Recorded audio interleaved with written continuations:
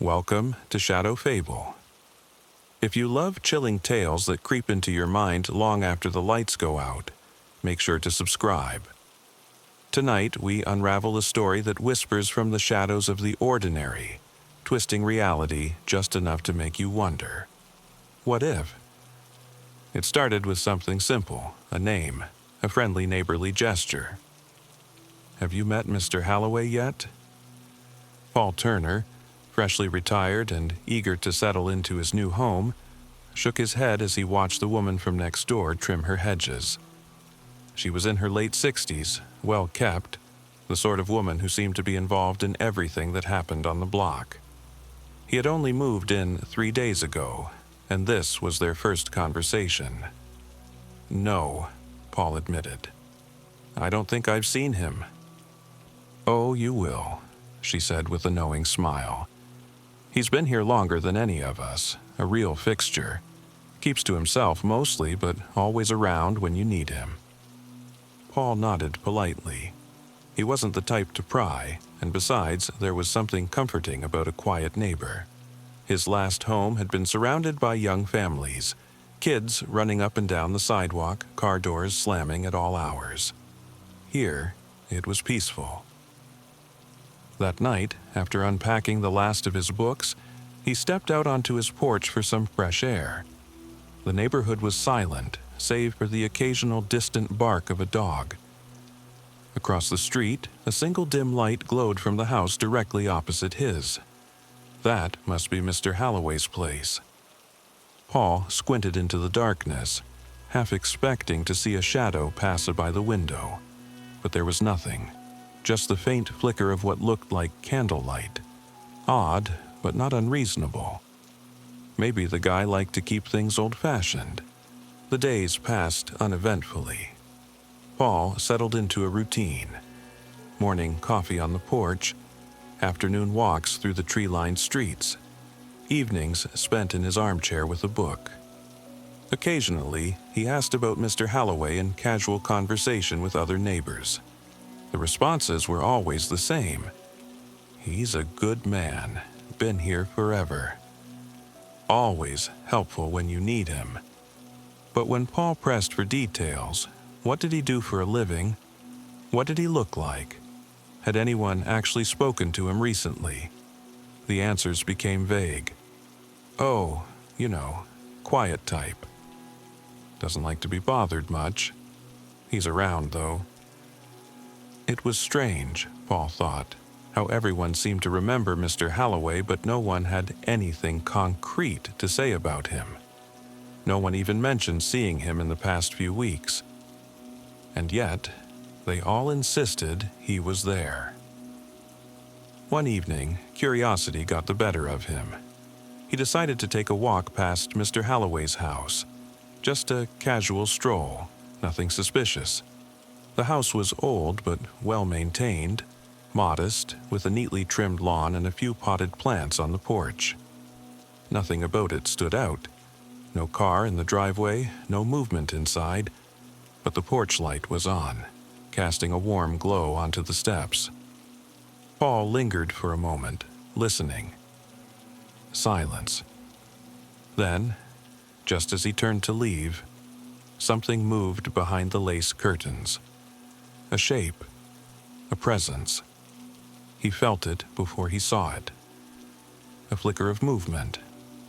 A figure just beyond the sheer fabric. Paul's breath caught. His pulse quickened. The curtain shifted, but no face appeared. No hand reached up to part the fabric.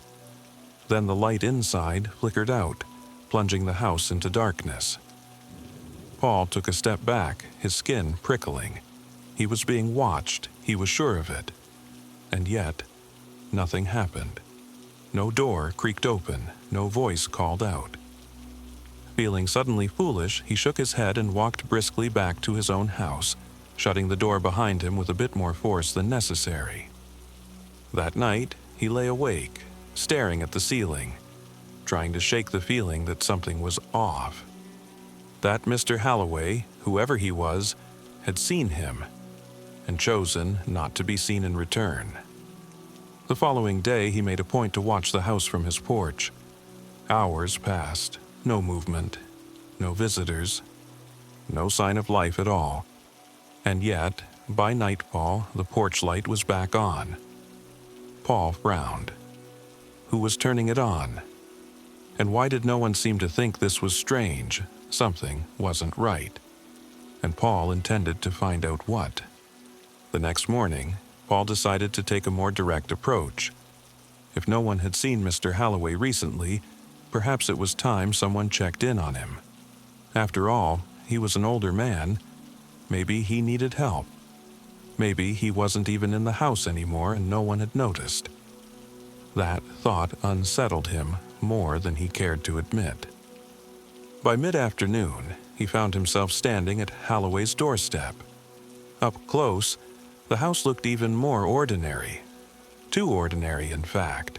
There was no mail piled up, no newspapers cluttering the steps.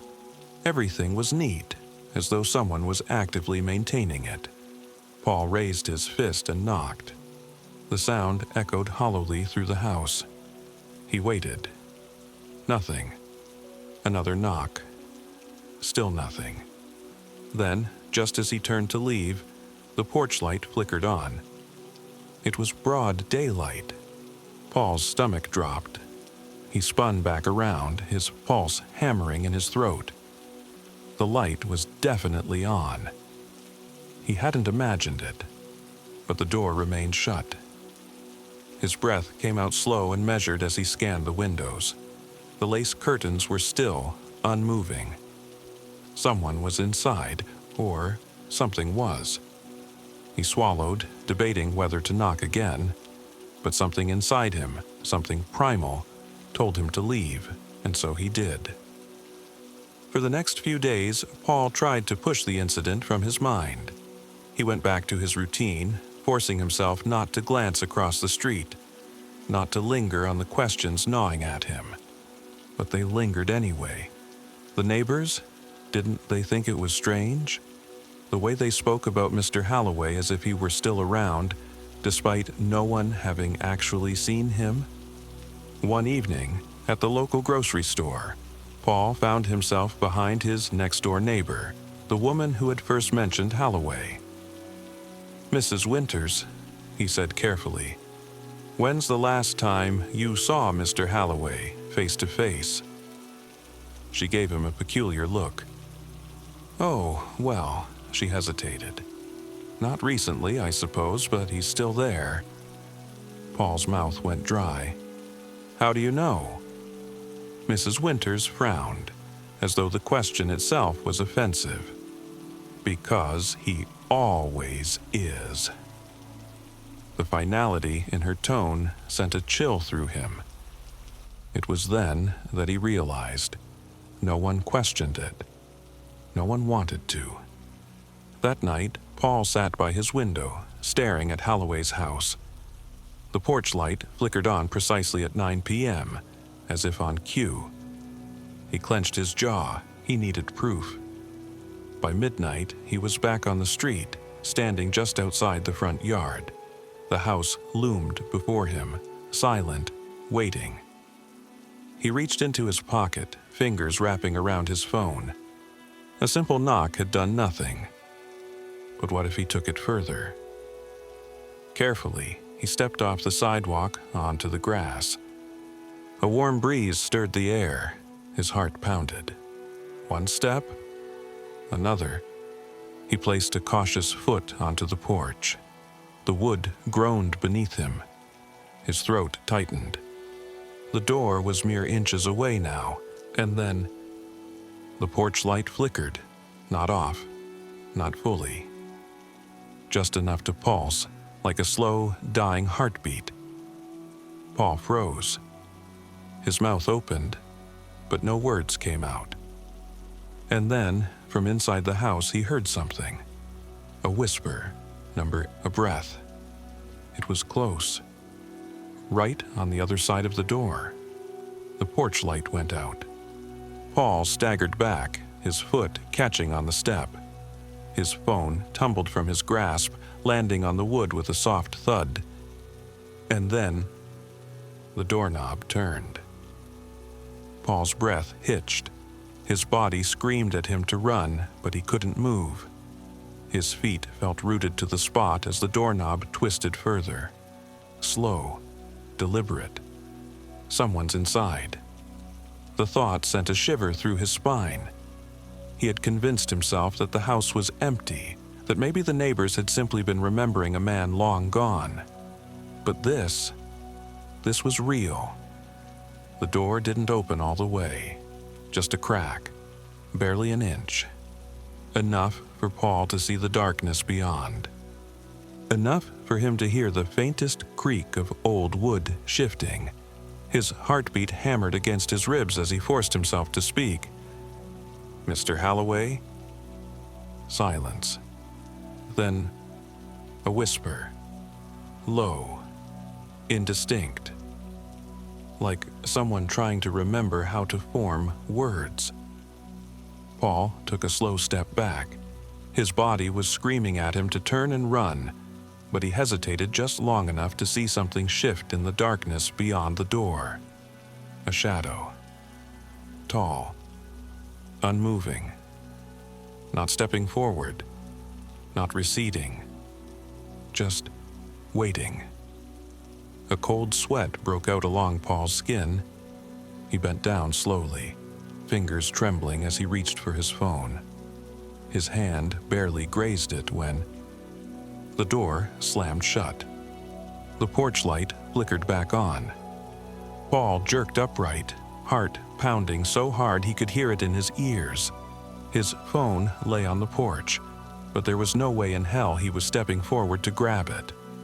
Without another second of hesitation, he turned on his heel and bolted back across the street. He didn't stop until he was safely inside his own house. The door locked, his back pressed against it. His breaths came in ragged gasps. He forced himself to look out the window. The porch light across the street was glowing, as though nothing had happened. The house was still, silent. And then, the lace curtain shifted. Paul didn't sleep that night. The next morning, he tried to convince himself that he had imagined it, that it had been some trick of the mind, some strange delusion brought on by the eerie nature of the house. But when he stepped onto his porch, still shaken, his phone was there, neatly placed, right in the center of his welcome mat. The screen was on. A single notification. New contact added, Mr. Holloway. Paul's hands went numb. He swallowed hard, staring at the screen, then slowly, hesitantly tapped the contact. No number, no photo, just the name. And below it, a single message. "I see you too." Paul dropped the phone. A chill ran through his bones, deeper than anything he had ever felt before. He wasn't just being watched. He had been acknowledged. Paul's stomach twisted as he stared at the phone on the porch, its screen still glowing with those 3 chilling words. "I see you too." He didn't want to touch it, didn't want to pick it up. But leaving it there felt worse. His fingers trembled as he reached down, snatching the device as if it might burn him. He tapped the screen, his breath shallow. The message was still there. No timestamp, no number, no way to reply. His first instinct was to delete it, wipe the contact, pretend it never appeared. But what if that made things worse? He glanced across the street at Holloway's house. The porch light was still on, casting a dim glow in the morning light. The curtains hung motionless in the window. He swallowed hard and backed into his house, locking the door behind him. This was absurd. Maybe someone was messing with him. Maybe one of the neighbors had noticed his curiosity and decided to scare him. Maybe... His phone buzzed in his hand. A second message. "Don't look away too long." Paul's breath caught. His body stiffened, as if something, someone, were right behind him. He spun, scanning the room. Nothing. Just his furniture, his books, the same walls he had unpacked against just days ago. His pulse pounded in his ears. He needed answers. Screw it. Paul grabbed his keys and stormed across the street. His fear was a cold weight in his stomach, but he buried it under frustration. If someone was inside that house playing games with him, he was going to get to the bottom of it. He pounded on the door. Nothing. He knocked again, harder. "Mr. Holloway?" Silence. He reached for the doorknob, hesitating. It wouldn't be locked. He knew it wouldn't be. His fingers brushed the metal. Cold, almost wet. A deep, sick feeling settled in his chest as he turned it. The door swung open.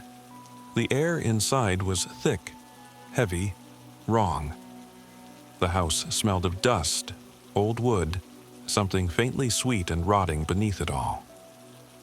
Sunlight barely cut through the drawn curtains, casting weak beams of light onto the wooden floor. Paul stepped inside. His pulse thudded. The place was still. Not just empty, still. Like a house long abandoned, where time had forgotten to move. But there was no dust, no cobwebs, no sign that it had been untouched. The furniture was arranged neatly. A coat hung by the door. The carpet was clean, recently vacuumed. Paul's breath came in short, uneven bursts. He moved deeper inside. The living room. A simple couch. A coffee table with an old newspaper folded neatly on top. He stepped closer, squinting at the date. July 12th, 1956. The ink looked fresh, the pages crisp. Paul's hands clenched into fists. A creak echoed from the hallway. His breath hitched. Slow, deliberate footsteps. Coming closer. Paul's heart slammed against his ribs. The hallway led deeper into the house, vanishing into shadow. The footsteps stopped. And then, a whisper. "You shouldn't be here." Paul turned. But the door was already swinging shut. Paul lunged for the door, his fingers outstretched. Too late. It shut with a quiet but final click. The silence that followed was thick, oppressive. The air felt denser, as though the walls themselves were closing in. His breath came shallow.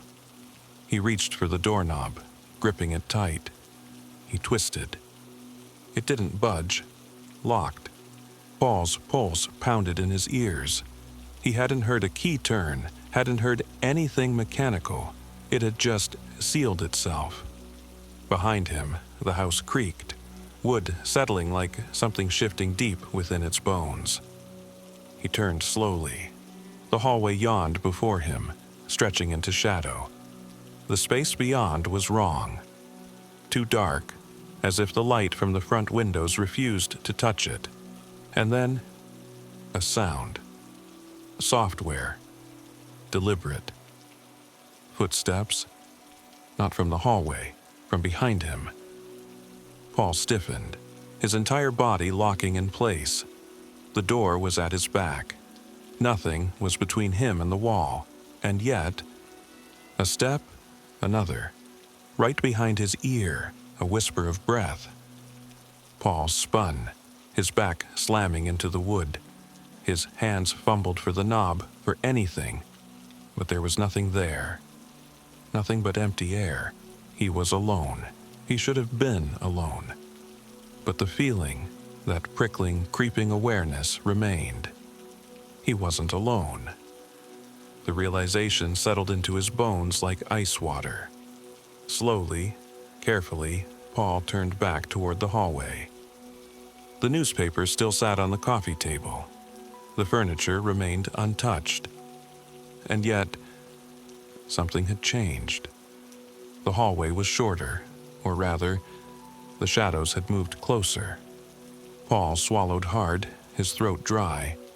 The darkness at the end of the hall pulsed, thick and liquid-like, swallowing the space beyond. Something was in there, watching, waiting. A breath shuddered out of Paul's lungs. He took a step back. The floorboard under his foot groaned. The darkness in the hallway shifted. Not a trick of the light, not a shadow cast by something unseen. It moved. Paul clenched his jaw. His mind screamed at him to leave, to get out. But there was only one way forward. He took a step. The darkness remained still. Another. His foot barely touched the ground before the whisper returned. "You shouldn't have come." The voice slithered through the air, curling around him like a slow-moving fog. Paul's throat tightened. It wasn't a threat, it was a warning. He moved closer. The air grew heavier, pressing against his skin like unseen hands, and then, barely perceptible, something peeked from the shadows. Just the outline of a face. A shape. A suggestion of features. Eyes hollow and wide, mouth slack, frozen as if caught in mid-speech. It was watching him, and it had been there the whole time. Paul's breath stilled. The figure didn't move, didn't speak. But the whisper returned, closer this time, impossibly close. "Go home." Paul didn't hesitate. He turned. He ran. The locked door should have stopped him. But as he reached it, the knob twisted beneath his fingers, the wood groaning as it opened itself. Cold air rushed past him as he stumbled out onto the porch, his lungs heaving. The house was silent. Nothing followed, nothing chased. Behind him, the door swung shut. The porch light flickered off. Paul backed away, his steps unsteady as he crossed the street to his own house, slamming the door behind him.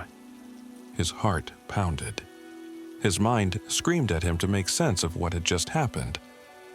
But there was no sense to be made.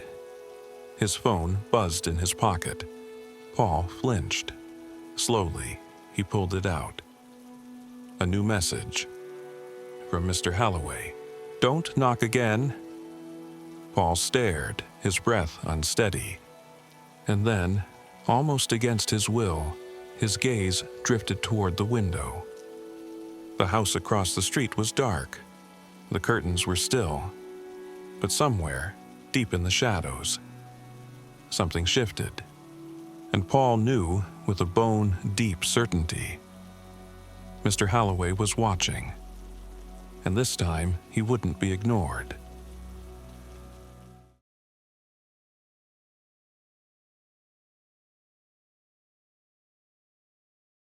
There are places in this world that remember. Even when the walls crumble, the floors rot, and the windows gape like vacant eyes, they remember. They hold on to whispers, onto echoes, and sometimes they whisper back. It began with an old key. Dr. Peter Calloway found it in the bottom of a file cabinet in the archives of Briarwood University. It was unremarkable, rusting at the edges, its once golden surface tarnished with age. Attached to it was a faded tag, the ink nearly illegible, but just clear enough to read St. Vincent's Hospital, sublevel. That name stirred something in him, a distant familiarity he couldn't quite place. St. Vincent's, one of those institutions lost to time, shuttered decades ago when psychiatric practices shifted away from the dark, experimental corridors of the past.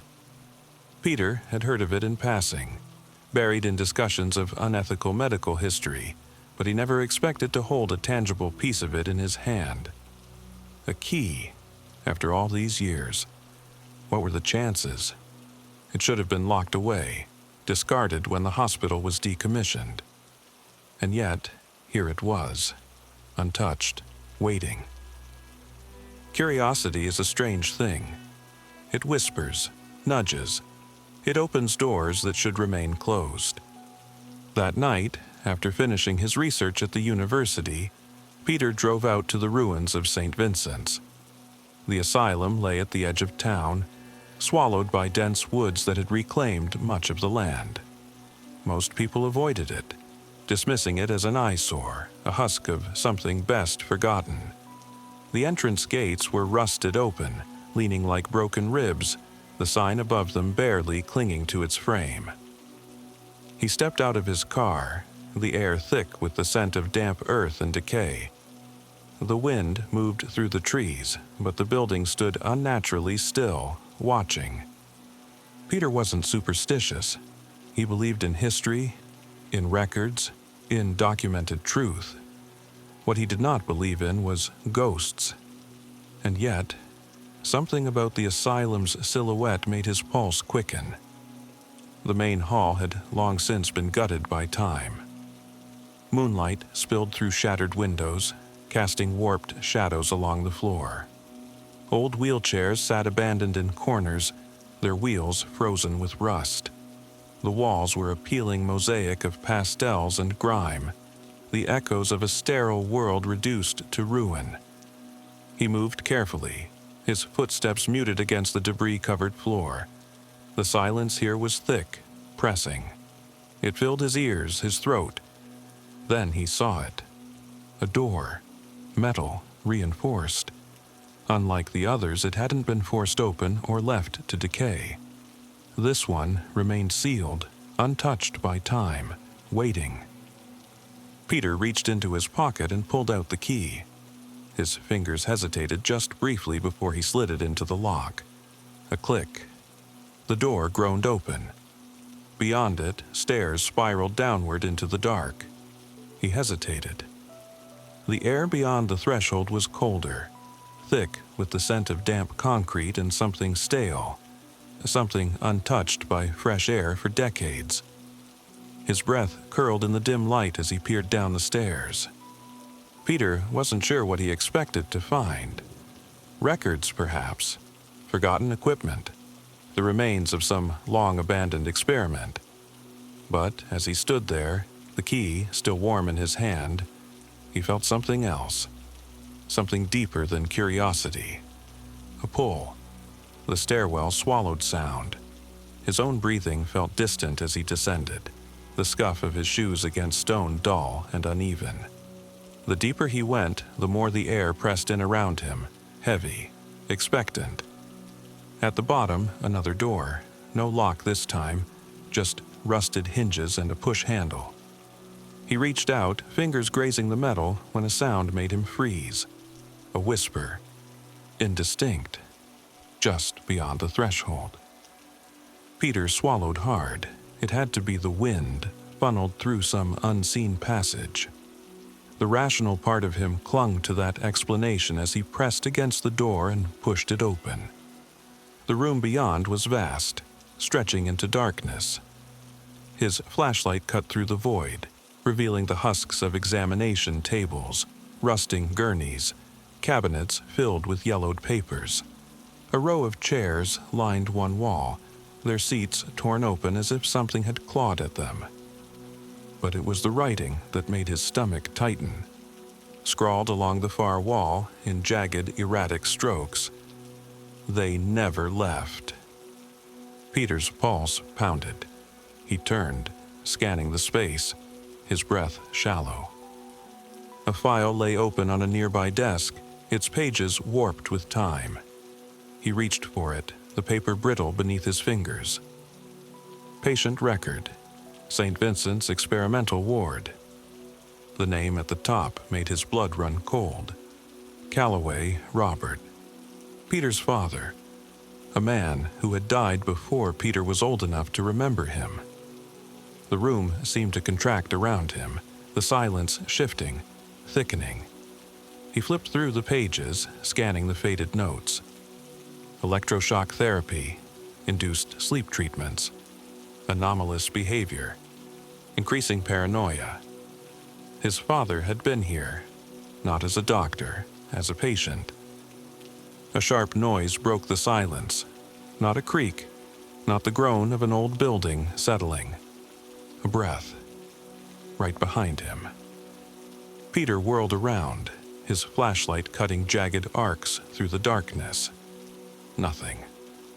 The room remained as it was, abandoned, silent, filled with the decayed remnants of a forgotten era. But the air felt different now, charged with something unseen, something just beyond the reach of his light. His fingers clenched around the file. His father had been here. That fact alone sent ice crawling up his spine. He had spent his entire life believing Robert Calloway had died in an accident, a quiet, unremarkable end. But this place, this was no accident. He turned back to the file, his breath quick and shallow. The last few pages were barely legible, the ink smudged, but one phrase stood out among the clinical notations. Subject exhibits heightened sensitivity to auditory hallucinations, claims to hear voices from beyond the walls, increasing distress, administering final treatment on. The date was missing. The page torn at the bottom. A whisper drifted through the room. Peter stiffened. This time, it was unmistakable. Not the wind, not the settling of the building. A voice, low and distant, threading through the silence. It came from deeper within the sublevel. Peter swallowed hard, the rational part of his mind screaming for him to leave, to lock the door behind him and never return. But something inside him, something older than reason, kept him rooted in place. He stepped forward. The hallway beyond was narrower, the ceiling lower. His flashlight flickered against rusting pipes, exposed wiring, peeling paint. He followed the corridor, his breath shallow, the weight of the file pressing against his chest like a heartbeat. A door stood slightly ajar at the end of the hall. Beyond it, a room. A single chair sat in the center, leather straps still fastened to its arms. The walls were covered in jagged scratches, deep and desperate. The overhead light flickered weakly, casting warped shadows along the floor. But it was the figure in the corner that made Peter's blood run cold. A man slumped against the wall, his head tilted at an unnatural angle.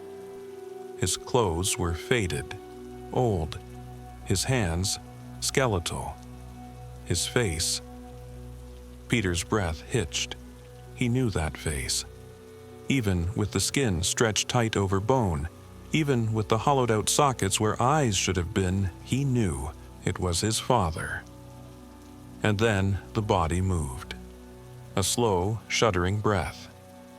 The empty sockets turned toward him, and in a voice that was impossibly familiar, impossibly wrong, it whispered, "Peter, you finally came back." Peter's breath caught in his throat. Every instinct screamed at him to run, to bolt up the stairs and leave this place buried in the past where it belonged. But he couldn't move. The thing, his father, or what remained of him, shifted against the wall, joints cracking, the weight of years pressing against every slow, unnatural movement. The whisper, that voice, his father's voice, sent a tremor through Peter's bones, awakening something deep, something he had locked away long ago. "Peter, you finally came back." Number. This wasn't real, this was some trick of the mind, the product of too many hours spent digging through history, breathing in the dust of forgotten places. And yet, the body moved. Peter staggered backward, his flashlight shaking in his grip. You can't be real." The figure exhaled a slow, rattling breath. "They said you wouldn't return, but I knew better. I always knew you'd follow the echoes." Peter's fingers tightened around the file, its brittle pages curling in his grasp. This isn't possible. You died when I was a child." A long pause. Then, in a voice softer now, something laced with something almost mournful. "Did I?" The words sent a chill through Peter's spine. He forced himself to look, really look, at the figure before him.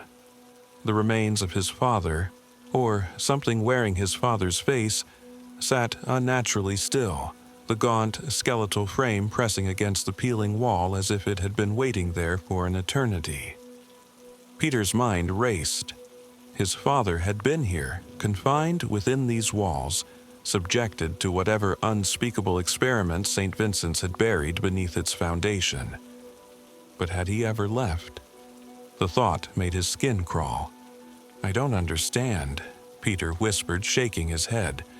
My mother told me. She said you were gone. An accident. A fire." His father, or the thing that was his father, let out a dry, hollow sound, something that might have once been a chuckle. "No accident, Peter. No fire. Just silence. And waiting. Always waiting." Peter took another step back. The walls felt closer now, the air thick, suffocating. The chair in the center of the room, the leather straps, the remnants of restraints, burned into his vision.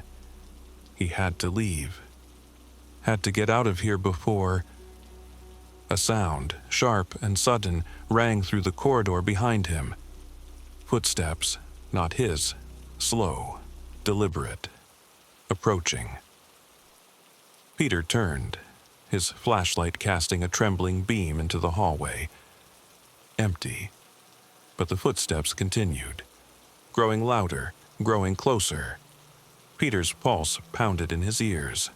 The footsteps, steady, deliberate, were not his own.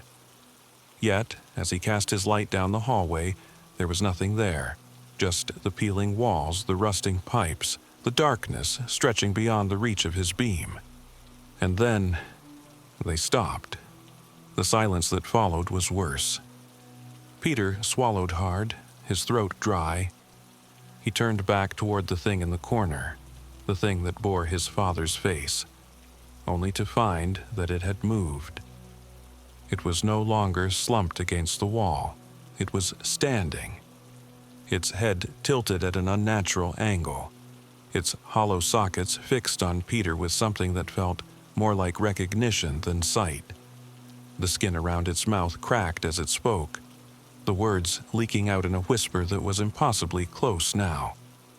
"You're not supposed to be here." Peter stumbled back, nearly tripping over the file cabinet at his side. The air in the room had thickened, pressing against him like unseen hands. He needed to leave. Now, his fingers fumbled with the flashlight, his grip slick with sweat. He turned toward the hallway, ready to run, but before he could take a step, the footsteps returned. But this time, they were running, coming straight toward him. Peter spun, bracing himself for something, anything, emerging from the shadows. But as the sound reached him, as the pounding footsteps closed the distance, there was nothing. Nothing at all. Just the rush of air, a whisper of movement. And then, the door at the end of the hall slammed shut. Peter jolted, his breath ragged. He was trapped. Behind him, the figure in the room took a step closer. "They don't like visitors," it whispered. Peter clenched his jaw, fighting the wave of panic threatening to claw its way up his throat. Think. This place, this asylum, it wasn't abandoned. Not completely. Not in the way he'd thought. He turned back to the figure, his voice low, shaking. "Who's here?" The thing that was his father let out a slow, rattling exhale. "Everyone who never left." A cold dread settled in Peter's chest. He looked at the walls again, the scratches, the writing, the chair with its worn leather restraints. The layers of history pressed against him, closing in. And then he heard it. Not footsteps, not whispers. A voice, software distant, echoing through the walls, calling his name. Peter? Peter's breath hitched.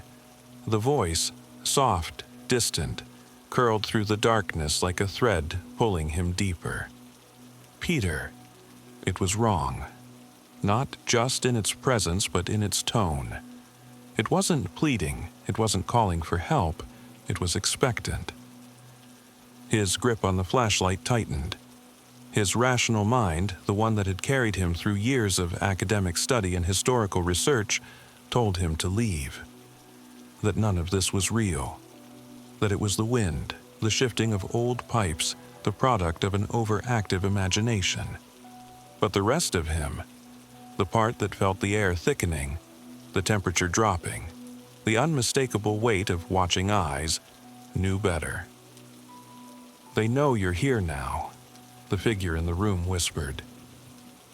Peter didn't dare look back. He forced himself to move, stepping toward the heavy door that had slammed shut behind him. His fingers trembled as he reached for the handle. It was ice cold beneath his touch. Locked. Of course it was. His heartbeat thundered in his ears as he turned back toward the corridor. The voice, whatever it was, had fallen silent. But the air had changed.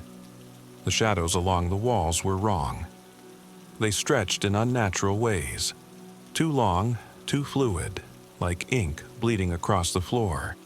And somewhere, beneath the oppressive silence, was a sound so faint he almost missed it. Breathing. Not his own, deep, shallow. As though many somethings, were just out of sight, waiting for him to take one more step. Peter took a shaky breath and did the only thing he could. He ran. His feet pounded against the floor as he tore down the corridor, dodging overturned gurneys, rusted medical carts, the skeletal remains of a past that refused to die. He didn't look back, didn't dare. The hallway twisted, turning left, then right, a maze of shadows and crumbling walls. His lungs burned, but he pushed forward, his mind screaming for an exit, a door, anything. Then, a flicker. Just ahead, past a rusted door hanging from its hinges, he saw it. A stairwell. The same one he had descended. Relief flooded through him, until he realized the whispers had returned. Only now, they were coming from above. "You can't leave, Peter." He skidded to a stop, breath ragged. There, at the top of the stairs, was a figure. Tall, unmoving, watching. And as his flashlight beam flickered across it, illuminating a face stretched in something almost like a smile. The lights cut out. Darkness swallowed everything. Peter froze. His own breath felt deafening in the sudden void, his heartbeat hammering against his ribs. The air pressed in around him, thick and unmoving, as if the very walls of the asylum had exhaled, holding their breath along with him. Then, a sound, soft, deliberate. A step, coming down the stairs. Peter fumbled with the flashlight, his fingers clumsy and numb with fear. The beam flickered weakly, sputtering against the blackness, but it was too late. He had already heard it. Another step, and another. Slow, measured. The figure was descending. Peter's body locked up, every instinct warring between fight and flight. His mind screamed at him to run, but his legs felt rooted in place, as if the asylum itself had its fingers wrapped around his ankles. Then, just as suddenly as the light had died, his flashlight flared back to life. The beam caught the stairs, illuminating the space where the figure had been. But the steps were empty. His breath hitched, his skin cold with something beyond fear. He swept the light frantically around, searching, but there was nothing. just the yawning stairwell leading back to the main floor. Had he imagined it? Number? He had heard it, felt it. Something had been there, and now it wasn't. The whispering had stopped. The air was still. Too still. Peter swallowed hard, forcing his feet to move. His body screamed in protest, but he pushed himself forward, taking the steps 2 at a time, desperate to get out of this place, to leave it behind. A hand closed around his ankle. Cold, clammy, not human. Peter didn't think. He kicked, wrenching free, his flashlight swinging wildly as he scrambled up the stairs. The beam caught something for the briefest second. A hand, too long, too thin, retreating into the darkness below. He didn't look back, didn't want to see what it belonged to. The main floor was just ahead. If he could reach the doors, if he could get outside, a new voice, right at his ear. Stay! Peter lunged through the threshold, crashing onto the asylum's main floor. The moment his feet hit the ground, the door behind him slammed shut, the force rattling the walls. He spun around, panting, his flashlight beam shaking against the door. It was solid, heavy, and locked. He had made it out. But as he stood there, heart pounding, something new settled into his bones. A realization. The whispering had stopped because it didn't need to call him anymore. The asylum had already let him in. And now it knew him. It had been waiting, and it would wait again, because Peter Calloway had left St. Vincent's. But St. Vincent's had never left him.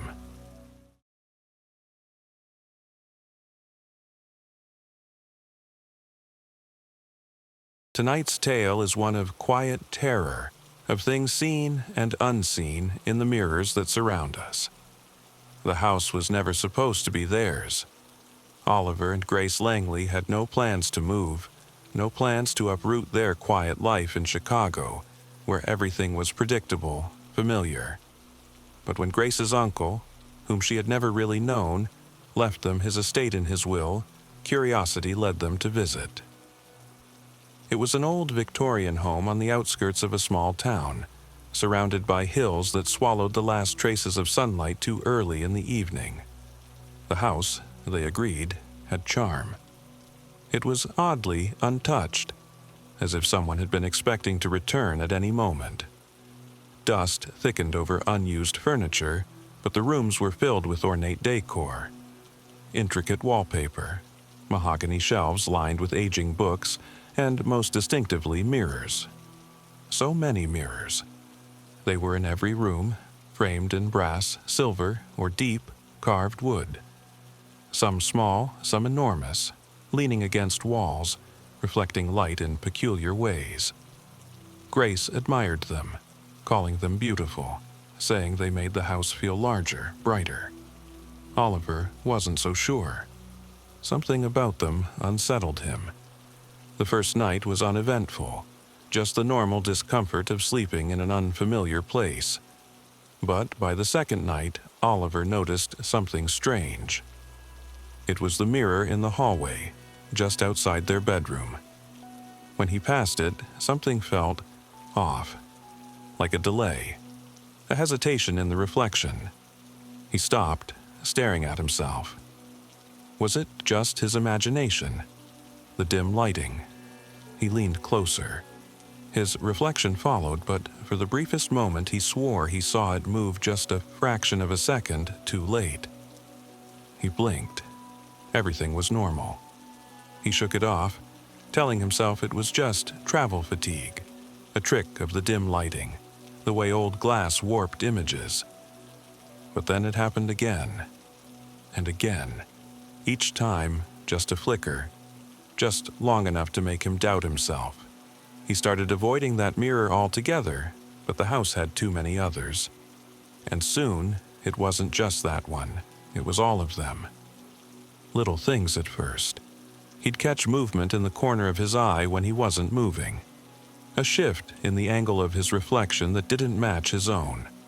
A breath he didn't take. One evening, as he brushed his teeth, he turned his head slightly and saw something that made his blood run cold.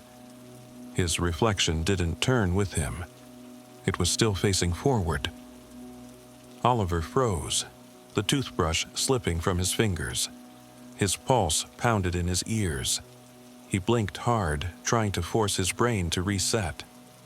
The reflection was normal again.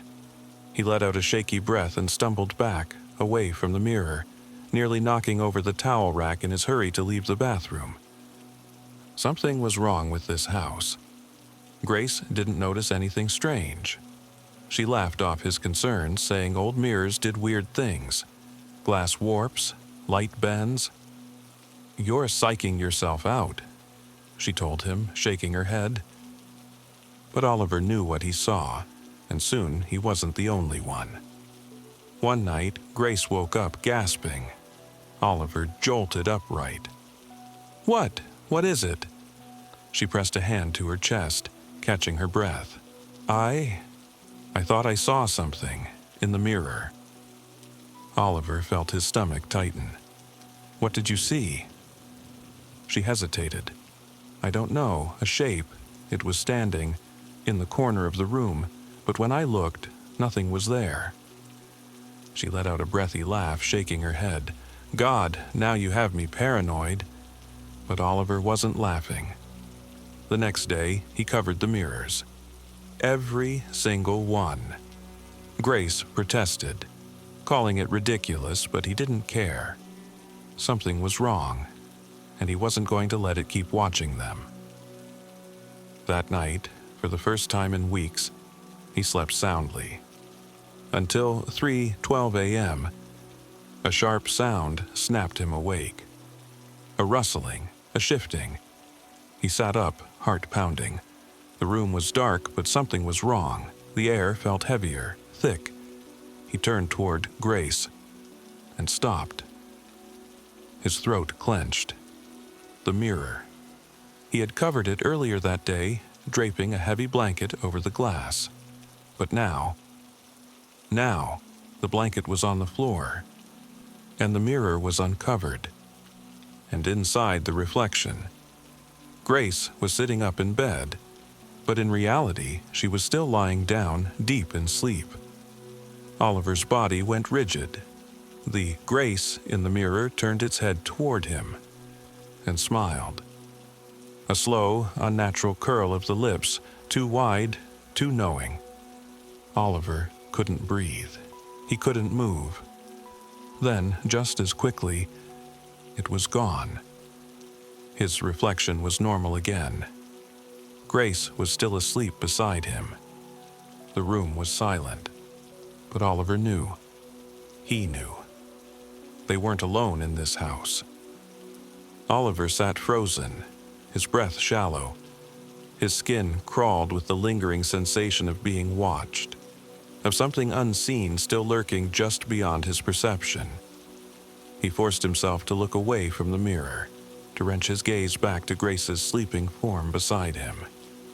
She was breathing evenly, undisturbed. She hadn't seen what he saw. Slowly, cautiously, he reached for the blanket that had inexplicably fallen to the floor. His fingers trembled as he pulled it back over the mirror, careful not to look directly into the glass. As soon as the mirror was covered, the heavy pressure in the air seemed to lessen, just a little. But sleep wouldn't return to him. He lay awake for hours, staring at the ceiling, his thoughts spiraling. The next morning, he found Grace in the living room, standing in front of the grand floor-length mirror near the fireplace.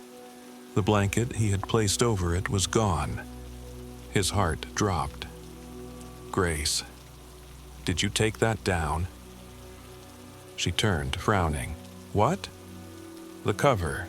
I put a blanket over this one last night." Grace gave him a confused look. "I didn't touch it." Oliver swallowed hard. He glanced around. The other mirrors, every single one he had covered, were uncovered. The blankets were nowhere to be seen. Someone, or something, had removed them.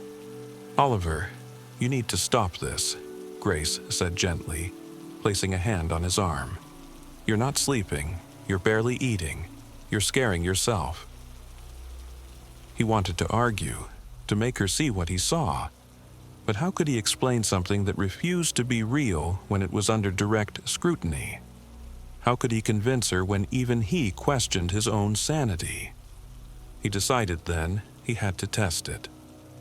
That night, after Grace had gone to bed, Oliver sat alone in the dimly lit hallway, facing the mirror he had first noticed was wrong. His reflection stared back, the flickering candlelight casting deep shadows under his eyes. "I know you're there," he murmured. Nothing. He took a slow breath. "You can hear me, can't you?" The silence stretched, heavy and waiting. Then, just as he was about to give up, it happened. His reflection blinked, just a second too late. Oliver's breath hitched. He felt the hairs on his arms rise. Then, his reflection's lips parted. Oliver hadn't opened his mouth, but the thing in the mirror had. It was smiling. His pulse thundered in his ears. His chest tightened, every primal instinct screaming at him to run, to leave this house and never come back. But his body wouldn't move. Then it spoke. A voice, soft and hollow, like wind through an empty room. "You don't belong here." Oliver lurched back, crashing into the wall behind him. The candle tipped over, spilling wax across the floor. He scrambled to his feet, his breath ragged, eyes locked onto the mirror. His reflection was normal again. He staggered back to the bedroom, slamming the door shut behind him. Grace stirred, mumbling sleepily. "Ollie, what's wrong?" He couldn't answer. He couldn't find the words. He didn't sleep that night. By morning, his mind was made up. "We need to leave," he said over breakfast, gripping his coffee cup so tightly his knuckles turned white. "Today." Grace lowered her fork. "Oliver, please, Grace. Something is wrong with this house. I don't care if I sound crazy. I need you to trust me." She studied him for a long time. Then, slowly, she nodded. "Okay." Relief flooded him. He didn't care about the inheritance, about whatever legal mess they'd have to sort through. He just wanted to get out. They packed in silence. Oliver didn't let himself look into any mirrors, didn't dare glance at his reflection, until Grace called out from the bedroom. "Ollie, did you move this?" He hesitated, then walked toward the sound of her voice. She was standing by the bedroom mirror. His stomach twisted. "Move what?" She pointed. There, in front of the mirror, was a small, hand-carved wooden box. He had never seen it before. "It was on the dresser when I woke up," Grace murmured. Oliver swallowed hard. He stepped closer, hesitantly reaching for the box. It was cool to the touch, its surface smooth and polished. He lifted the lid. Inside was a single object, a photograph. He pulled it out with shaking hands. It was an old black and white picture of their bedroom, but in the mirror's reflection, there was a man, standing exactly where Oliver stood now. His face was obscured, blurred, as if something had smeared the image, but his posture, his stance, was identical to Oliver's own. A chill ran through him. Behind him, Grace let out a sharp breath. He turned. She was staring at the mirror. Her reflection was gone. Only Oliver's stood there, smiling. Oliver's stomach twisted into a knot so tight he thought he might be sick. His own reflection stood there, grinning, a slow, deliberate smile that didn't belong to him. His knees nearly buckled. He whipped around to look at Grace, expecting her to panic, to scream. But she only stood there, frozen, staring at the empty space where her reflection should have been. "Grace," Oliver whispered, his voice barely audible. "Do you see this?" She didn't answer. She took a single step forward, then another. She reached out, fingertips barely grazing the glass. And the mirror rippled, like a pond disturbed by a single drop of water. Oliver's breath caught. The smile on his reflection grew wider. "Grace," he choked out. "Step back." But she didn't move. Her eyes were locked onto the shifting glass, mesmerized. Then, a hand shot out. Not hers, not his. A pale, skeletal hand, emerging from the mirror with unnatural speed, fingers stretching toward her wrist. Oliver lunged. He grabbed Grace by the shoulders and yanked her backward just as the hand nearly closed around her arm. She gasped, stumbling into him, and the mirror went still. The hand was gone. But Oliver's reflection was still smiling. And now, it wasn't alone. Dozens of figures loomed just behind it, deep in the mirror's depths. Shadowy, shifting things, their hollow faces indistinct, as if they had been smeared like wet paint. They stood in rows, packed together, motionless except for one detail. They were all smiling, wide, hungry grins. Grace was trembling against him. "Ollie," she whispered, her voice breaking. He didn't hesitate. He grabbed the nearest object, a heavy book from the nightstand, and hurled it at the mirror with all his strength. The glass shattered. For a moment, all sound seemed to vanish. Then, a scream, not from the mirror, from inside his own head. A high, piercing wail that vibrated through his skull, rattling his teeth, squeezing behind his eyes. He fell to his knees, clutching his head as the sound reverberated inside him. Grace was shouting, shaking him, but he couldn't hear her over the agonizing noise. Then, silence. The pain disappeared. Oliver opened his eyes. The mirror was gone. Only jagged shards remained, scattered across the floor like fallen stars. And the figures were gone. All of them. But as he looked at the shattered pieces, his blood ran cold. Each shard reflected something different. A different room. A different time. In one, their bed was unmade, sheets tossed aside. In another, the dresser was missing. In another, the walls were bare. Each broken fragment showed a version of the room that didn't match the reality around them. And in one dash, one shard showed the mirror, still intact, and in its reflection, Oliver was still standing there, still smiling, watching, waiting. The breath left his lungs. "We have to go," he rasped, pulling Grace to her feet. "Now." They didn't pack. They didn't look back. They ran.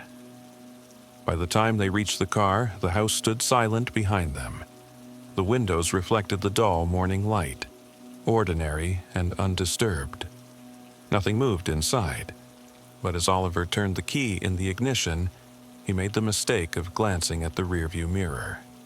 For just a second, just long enough to see the house's front door standing wide open, and in the shadows beyond it, something standing there, smiling.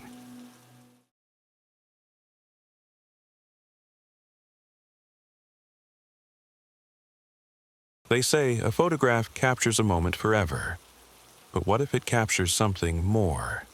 Something that was never meant to be seen or remembered. Jonas Whitaker never intended to become a photographer. It was a hobby, a way to pass the time when the world felt too heavy.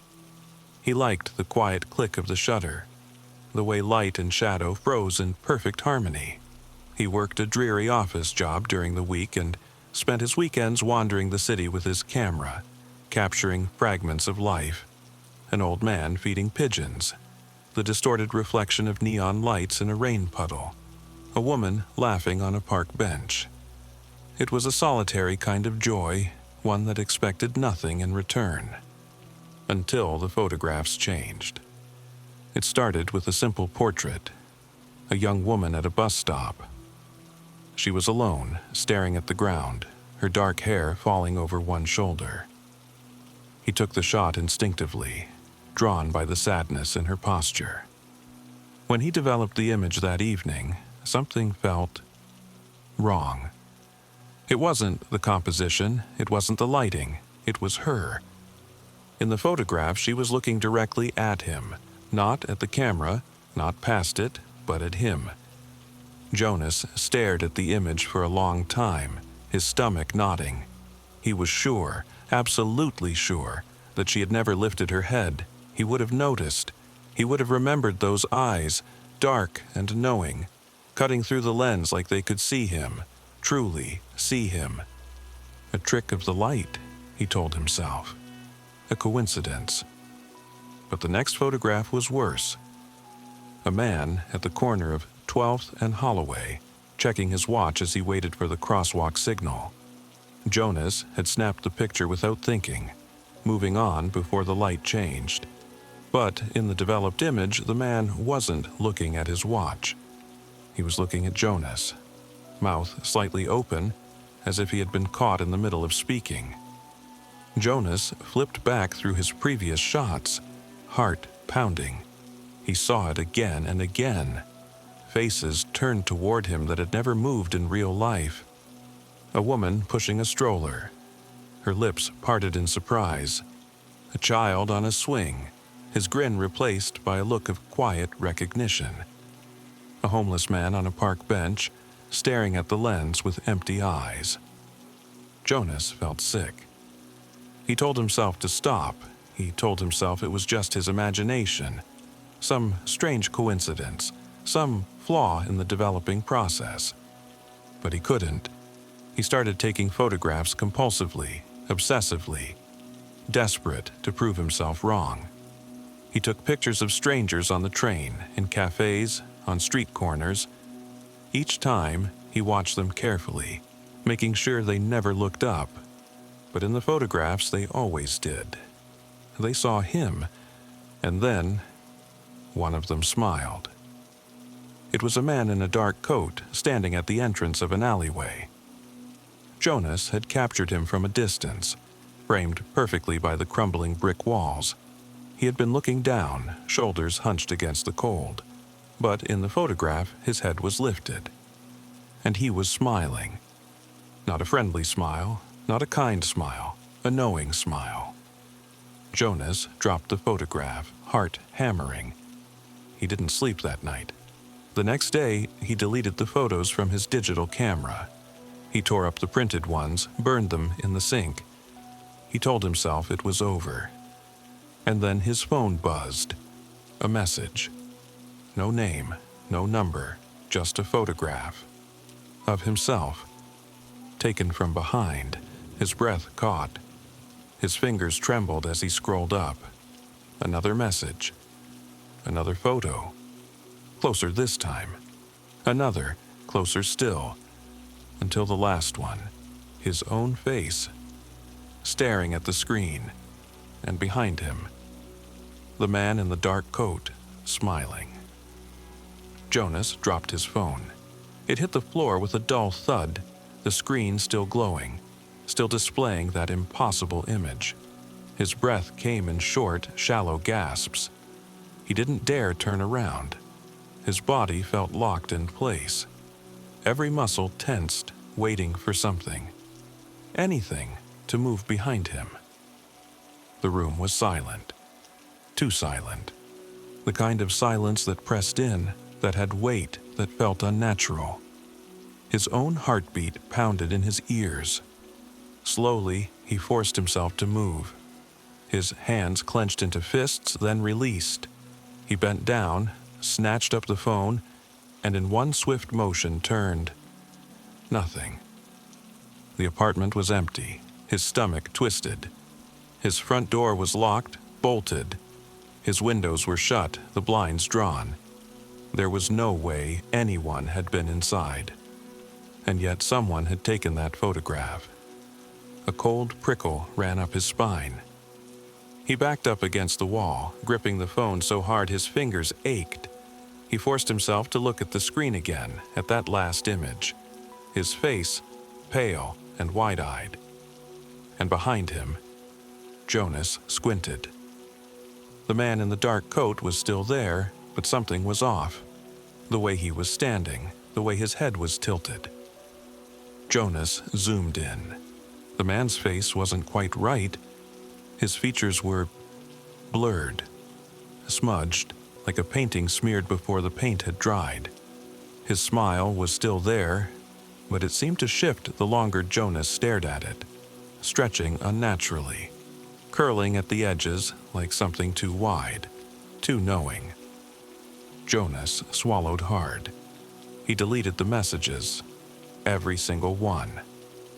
Cleared the cache, restarted his phone. When the screen came back on, another message, no number, no name.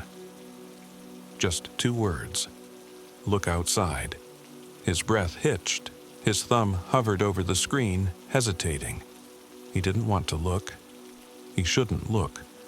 But some awful, crawling instinct inside him needed to know. Jonas forced his legs to move, step by step, toward the window. His apartment was on the 3rd floor, overlooking a quiet street. He reached for the blinds, fingers shaking. He pulled them open. And there, standing on the sidewalk below, the man in the dark coat, looking up at him, smiling. Jonas stumbled back, his chest tightening, his vision tunneled. He squeezed his eyes shut, willing himself to breathe. When he opened them again, the man was gone. The street below was empty. Jonas stood there for a long time, frozen, his hands clenched at his sides. His mind raced through possibilities, through rational explanations. A stalker, a cruel prank, some elaborate, nightmarish coincidence. But none of it made sense, not the photographs, not the messages, not that smile. Jonas didn't sleep that night. He sat in his apartment, every light on, staring at the front door, waiting for a knock that never came. By morning, he had made a decision. He was leaving. He didn't know where. He just knew he had to go. He packed a single bag, threw his camera inside without thinking, and grabbed his keys. He didn't look at his phone. Didn't check for new messages. Didn't dare. He stepped outside, breathing in the cool morning air. The world felt normal. People passed by on the sidewalk, sipping coffee, talking on their phones. For a moment, Jonas almost convinced himself that he had imagined it all. Almost. Then he saw the newspaper stand. The front page. A photograph. A blurry, grainy shot of a familiar street. His street. And there, standing beneath the glow of a street lamp, the man in the dark coat. The headline sent ice through Jonas's veins. Missing, man found dead in apartment. Camera discovered with unexplained photos. His fingers tightened around the strap of his bag. He forced himself to breathe, to move. He needed to get out of here. Jonas turned away from the stand, heart pounding, and kept walking. He didn't see the man watching him from the reflection in the store window, still smiling. But something inside him, some primal instinct buried deep in his bones, reacted. A shiver ran down his spine, his pulse spiking. He walked faster, gripping the strap of his bag as though it could tether him to reality, to reason, to anything that made sense. He needed to leave. Now, the city was waking up around him. The streets buzzed with morning commuters. The scent of fresh bread and exhaust thick in the air. People rushed past, heads down, lost in their own lives. Jonas scanned the faces in the crowd, looking for him. Nothing. No dark coat, no too wide smile, no smudged, shifting features. Maybe he was gone. Maybe... A cold hand brushed against his shoulder. Jonas spun, his breath catching. No one. His heart hammered. He could still feel it, that touch, light, but deliberate, like someone making sure he knew they were there. A breeze stirred the leaves on the pavement. He swallowed hard, forcing himself to keep moving. He wouldn't stop. Not until he was far away from here, from whatever was happening. He reached the train station, paid in cash, and took the first ticket out. It didn't matter where, it just had to be away. The platform was nearly empty. He sat on a cold metal bench, tapping his foot anxiously as he waited. His bag sat beside him, the weight of his camera pressing against his ribs like a buried secret. Don't look at it. Don't think about it. He clenched his jaw and stared at the empty tracks ahead. Minutes passed. Then, the sound of a camera shutter. Jonas went rigid, not his camera. Slowly, he turned his head. Across the platform, at the far end, stood a woman, holding a camera, pointed at him. Jonas's throat went dry. She was still, unnaturally still, her long coat unmoving in the breeze. He couldn't see her face, but she was staring directly at him through the lens. Click. Another photo. Jonas grabbed his bag, his legs unsteady as he stood. The train was coming, the distant hum growing louder. He took a step toward the platform's edge. Click. His breath hitched. She hadn't moved, but now she wasn't alone. A man stood beside her, a dark coat, a smile that stretched too wide. Jonas's knees nearly gave out. His vision blurred at the edges, panic squeezing his chest. He stumbled backward, his mind screaming, "Run! Run! Run!" The train roared into the station. The doors slid open. He didn't hesitate. He threw himself inside, nearly tripping over his own feet. The doors shut behind him with a mechanical hiss. He turned to the window, pulse racing. The platform was empty. No woman, no man. Jonas exhaled shakily, pressing his forehead against the glass. The train lurched forward, carrying him away. Away from... His phone buzzed. His hands shook as he pulled it from his pocket. A message, no name, no number, just a single image, a photograph, of himself, taken from inside the train, and in the reflection of the window. The man in the dark coat, still smiling. Jonas's breath caught in his throat. His fingers went numb, nearly dropping the phone. This wasn't possible. He was alone in the train car. The reflection in the window showed only him. Only him. But the photograph said otherwise. His own pale face, wide-eyed, staring at the screen. And behind him, slightly out of focus but unmistakable, the man in the dark coat.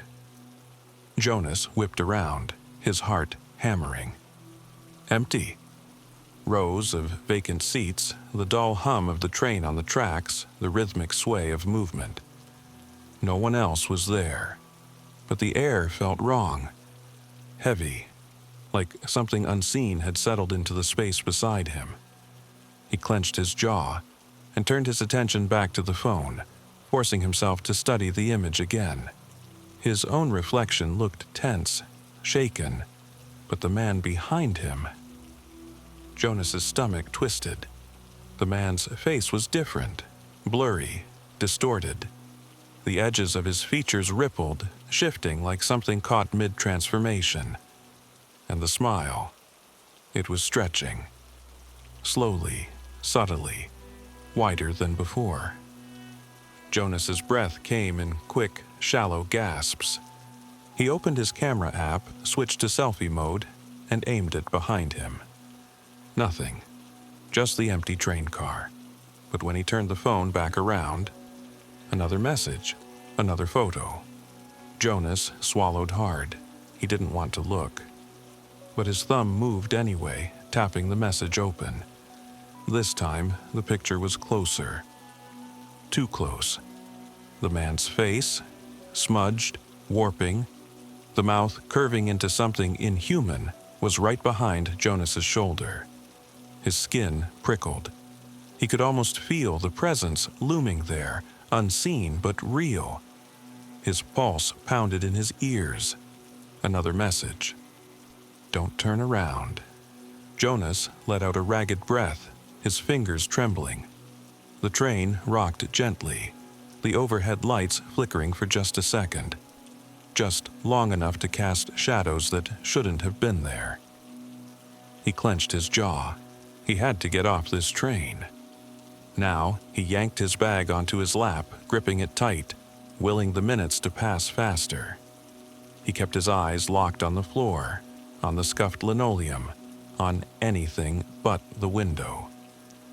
The next stop couldn't come soon enough. The train slowed.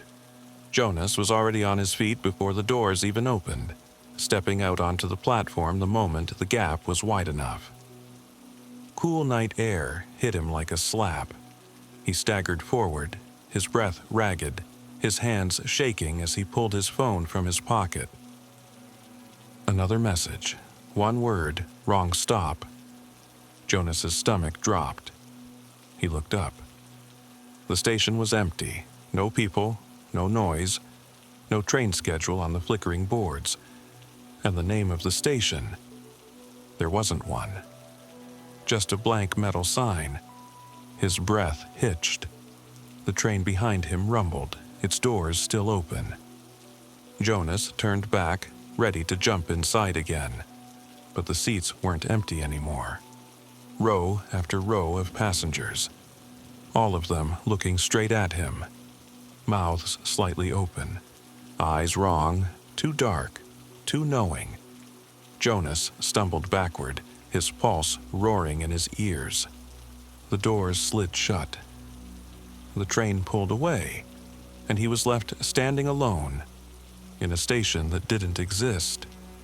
Jonas stood frozen, his breath shallow, his mind struggling to make sense of the impossible. The station was dead silent. No footsteps, no murmuring voices, no distant hum of city life filtering through the tunnels. Just stillness and the sign, blank. A cold, creeping dread curled around his spine. He turned in slow circles, scanning the platform, searching for something. A bench, a map, a timetable. Anything that told him where he was. Nothing. The walls were smooth concrete, the lighting dim and sterile. The air smelled faintly of damp stone and something else, something metallic, almost coppery. His phone buzzed again. Jonas flinched, gripping it tightly. His fingers hovered over the screen. He didn't want to look. Didn't need to look. He already knew. But his hand moved anyway. A message. Come back. Jonas exhaled shakily, shaking his head. Number, no, I'm done. I'm not playing this game. He turned toward the stairwell at the far end of the platform, its shadowed mouth leading up, out. He started walking. The sound of his own footsteps echoed unnaturally, stretching longer than they should have. Something moved in his peripheral vision. Jonas stopped. Slowly, he turned his head toward the other end of the platform. A figure stood there, not moving, not speaking, but watching. The man in the dark coat. Jonas's breath hitched, his muscles tensed, ready to run. The lights overhead flickered, and in that half-second of darkness the figure was closer. Not running, not stepping, just closer. Jonas's pulse roared in his ears. The lights flickered again, closer. Jonas backed away, his breath coming in short, panicked bursts. His legs felt like lead, his body locked between fight and flight. Another flicker. Closer.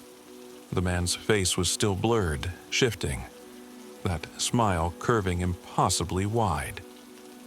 Jonas turned and bolted for the stairs.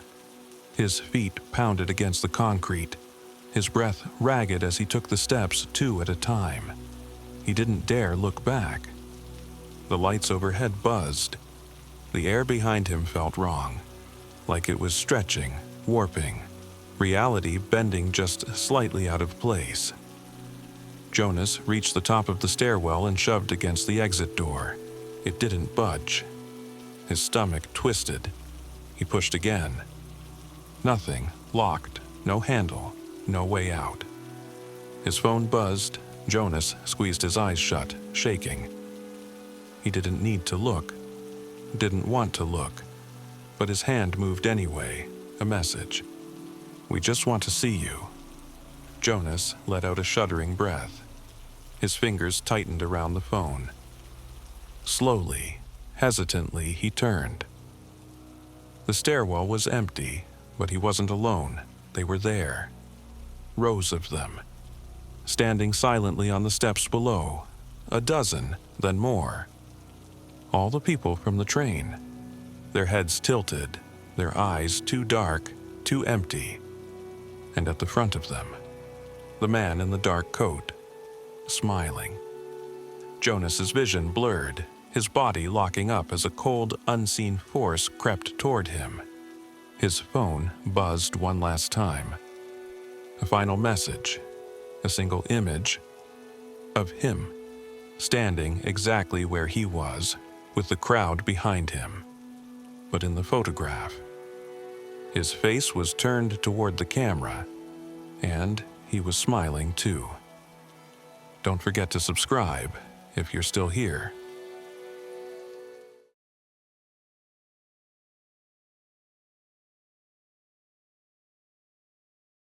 Tonight's story is about a man trying to move on after his wife leaves him, but some sounds won't let him. She left on a Tuesday. No shouting, no tears. Just a suitcase in the hallway and a note beside the coffee machine. The same machine I'd descaled just the week before because she'd asked. "It's not about you, I just can't anymore." That was 6 months ago. The quiet, at first, was the worst of it. You get used to the rhythm of another person's presence, their footsteps overhead, the sound of a hairdryer humming through a closed bathroom door.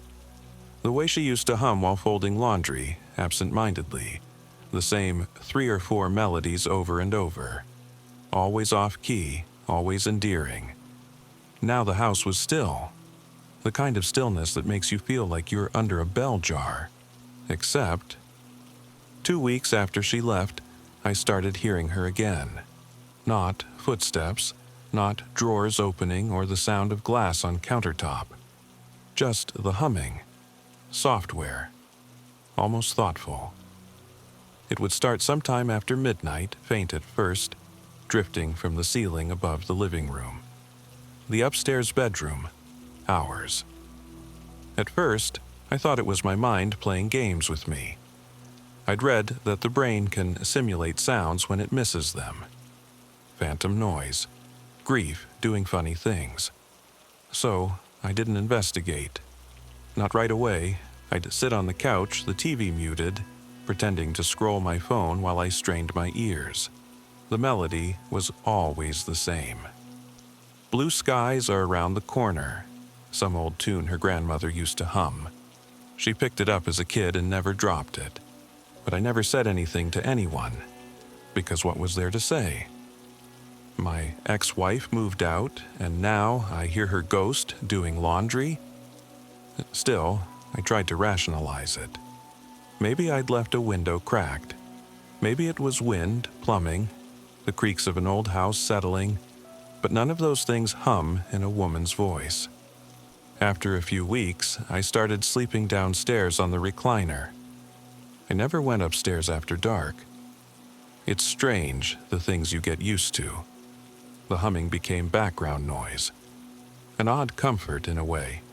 A reminder she'd once been here. A ghost, sure, but a familiar one. And then it changed. One night, around 3 in the morning, I woke up with a jolt. The kind of jolt you get when your subconscious picks up on something being off. It wasn't the humming. That was still there. It was the words. Not full sentences, just fragments, muttered lines between the melody. I sat up slowly, barely breathing. I thought I heard her say my name. Martin. That was enough. I turned on every light in the house and stood at the bottom of the stairs looking up into the dark. I called out. Is someone up there? Nothing. Just a long pause in the humming. As if she'd heard me. As if she was listening back. Then it started again. Soft. Slow. Humming. I didn't sleep the rest of the night. In the morning, I called Lisa, my sister, and asked if she could stop by. I didn't tell her why, just said the house was getting to me, which was true enough. She came by that afternoon, brought banana bread and her usual overbearing concern. Said I looked pale, asked if I was eating. I lied and said I was. Then she offered to stay the night. And I almost said yes. But something in me, something I didn't want to examine too closely, didn't want to share it. Didn't want her to hear it. The humming, it felt like mine. By the end of month 4, I started noticing little changes, things out of place. A mug I hadn't used in weeks in the sink. A towel I hadn't unfolded back on the rack. And the mirror at the top of the stairs. One morning, I saw a handprint on it. Small. Feminine. Smudged across the glass like someone had leaned too close. But I hadn't been up there, not in weeks. And I was sure, absolutely sure, I hadn't touched that mirror since she left. Still, I cleaned it. Told myself maybe it was old. A remnant I just hadn't noticed. But that night, after the humming stopped, I went up. Slowly. Step by step. The house still and heavy around me. And the handprint was back. Fresh. As if someone was reminding me. I was here. One night the humming stopped altogether. That was scarier than hearing it. The silence that followed felt wrong. Like a held breath, like something waiting. I barely slept. And in the morning, on the nightstand beside her side of the bed, was a mug, still warm. I stared at it for a long time. It was hers, the chipped one with the faded sunflower. I lifted it, smelled it. Coffee, black, just how she used to take it. My hands shook. I dropped the mug. It shattered across the hardwood. I finally called her. Not to accuse, not to ask her if she'd been sneaking in somehow. Just to hear her voice. It went straight to voicemail. I didn't leave a message, didn't know what to say. A week later, I got a letter in the mail. No return address. Just my name in her handwriting. Inside was a single photograph. United States. At the lake. Summer 2009. She was laughing, arm around my shoulder, squinting into the sun. I hadn't seen that photo in years. On the back, in her handwriting again, I miss the way you used to look at me. No signature, no date, just that. That night, I sat at the foot of the stairs, photo in hand. The humming didn't come. Only silence. So I whispered into the dark, I miss you too. And for a moment, just a moment, I thought I heard the floor creak overhead, like someone shifting their weight, like someone listening. The creak faded as quickly as it had come, but it left behind a stillness so heavy it settled into my chest. I stood, every part of me aching with dread and longing. Then, almost without thinking, I climbed the stairs. My hand hovered over the banister. The wood felt colder than it should. Each step underfoot groaned in protest, like the house itself disapproved. At the top, the hallway stretched in eerie silence. The bedroom door was slightly ajar, and I saw it again. The mirror. This time, the handprint wasn't the only mark. There were words, barely visible in the foggy sheen, as if someone had written on it with their fingertip. "Do you remember?" I stared at it for so long my eyes began to blur. Do I remember? Of course I do. I remember the way she used to stand in front of that mirror, adjusting her earrings, turning her head to both sides like she was trying to find the version of herself that felt right. I remember the fights that started in that very room, always ending in apologies and promises that things would get better. I remember everything. But I never answered the question out loud. I just backed away, slowly, and went back downstairs. I started locking the bedroom door after that. Not for safety, for separation. Whatever was happening in that room, it wasn't for me anymore. Or maybe it was for me. But not the part of me that belonged in this world. It was for the part of me that still lived in the past. That still reached for her side of the bed in the middle of the night. That still hoped she'd walk through the door with some explanation, some twist in the plot that would make everything make sense again. But life doesn't work that way, and neither does grief. 2 nights later, I woke up to the sound of the door creaking open upstairs. Not the hum this time. Just the slow, deliberate sound of the bedroom door, long unused hinges groaning softly in the dark. Then, the unmistakable sound of footsteps. Not heavy, not intruder heavy.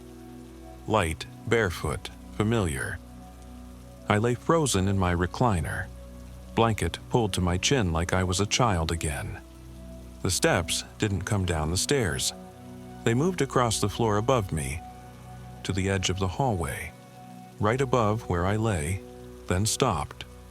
I didn't dare move, didn't dare speak. Then I heard it. Not humming, breathing.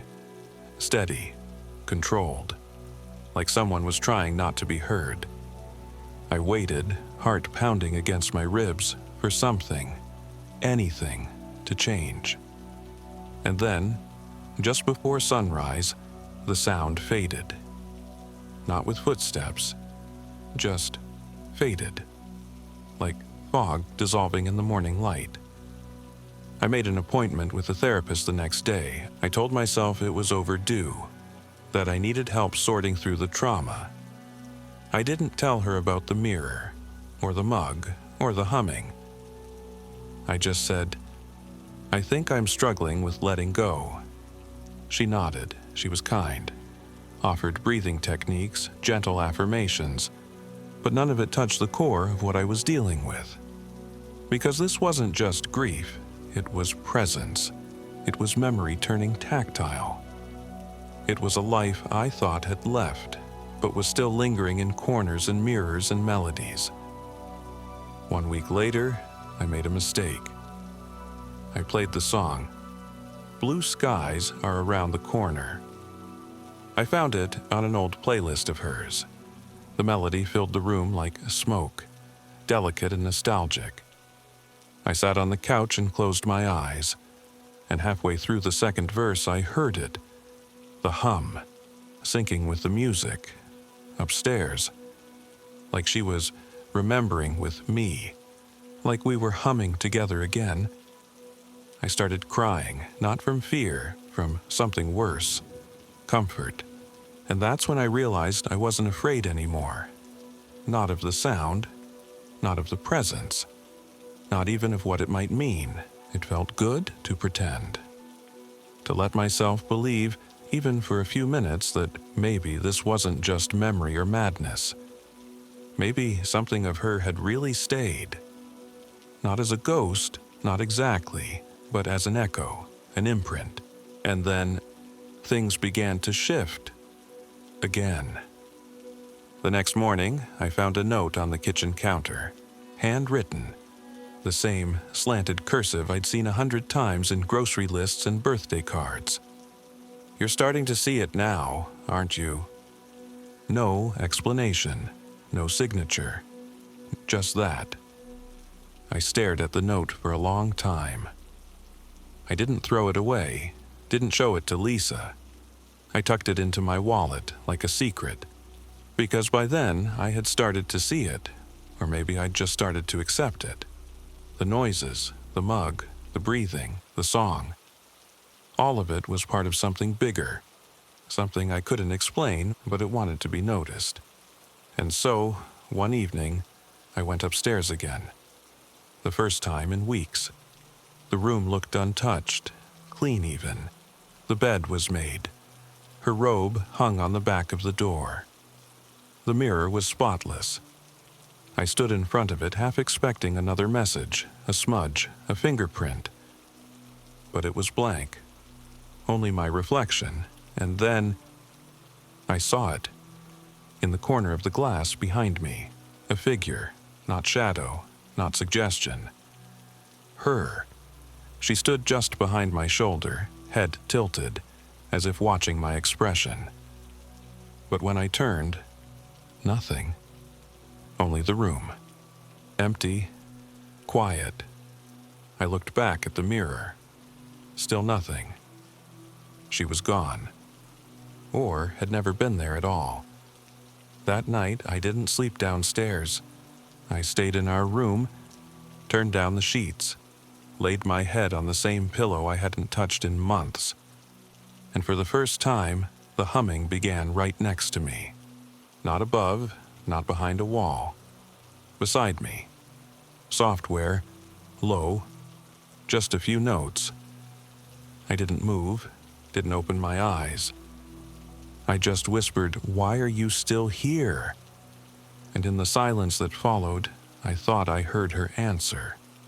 Not out loud, not with words, but inside me, as if the thought wasn't mine. "Because you are." I woke before sunrise. Alone. The house was still again, utterly still. And it stayed that way for days. No humming, no breathing, no signs. Like something had finally shifted, like a door had closed, quietly, permanently. Last week I visited Lisa. I didn't tell her everything, just said I was doing better, sleeping upstairs again. She smiled and said it was about time. Then she paused and said something strange, that she'd found an old voicemail on her phone. From months ago, from my number. Only I don't remember ever calling her. She played it for me, and what I heard was humming, the same melody, slow, software. And at the end, just before it cut out, my voice saying, "I miss the way you used to look at me." Thanks for listening to Shadow Fable. If this story gave you chills or made you glance over your shoulder, make sure to subscribe, share, and leave a comment with your thoughts. Until next time, sleep well.